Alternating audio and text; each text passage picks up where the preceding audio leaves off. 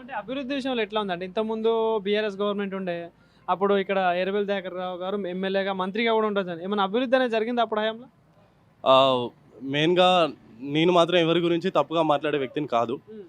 So ఎవరు అధికారంలో ఉన్నారో గవర్నమెంట్ నుంచి ఫండ్స్ తీసుకొచ్చి ప్రతి ఒక్కరు వారి తరపున వారు డెవలప్మెంట్ చేశారు. ఇప్పుడు మేడం కూడా అధికారంలో ఉన్నారు, చాలా చిన్న వయసులో ఎమ్మెల్యేగా ప్రజలు నిలబెట్టారు, వారు గెలిచారు.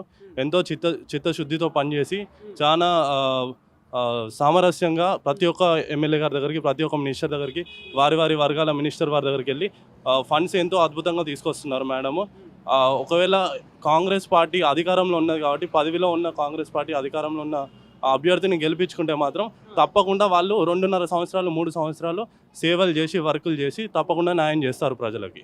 అభివృద్ధి విషయంలో ఎట్లా ఉందంటే ఈ తొర్రూరు మున్సిపాలిటీ కావచ్చు, నియోజకవర్గం మొత్తంలో పనులు ఏమైనా అవుతున్నాయి? ఇప్పుడు కాంగ్రెస్ ప్రభుత్వం వచ్చి 2 ఏళ్ళు పూర్తయితా ఉంది కదా, ప్రజాపాలన అంటా ఉన్నారు. సో కనిపిస్తుందా అభివృద్ధి? తప్పకుండా మనము ఒక డెట్లో ఉన్న స్టేట్ ప్రస్తుతానికి అంటే 2,70,000 కోట్లు డెట్లో ఉన్నామా, 7 లక్షలు, అది ఆర్గ్యుమెంట్కి పక్కకు పెడితే ఎంతో కొంత మనం డెట్లో ఉన్నాము. అది గవర్నమెంట్ నుంచి మనం డబ్బులు తీసుకొచ్చి ఇక్కడ వర్కులు చేయాలి అంటే అది ఒక క్యాపబిలిటీ ఉన్న, పొటెన్షియల్ ఉన్న మంచి క్యాండిడేట్ వల్ల అవుతుంది. ఎమ్మెల్యే గారు యశస్విని రెడ్డి గారు ఎంతో అద్భుతంగా చేస్తున్నారు.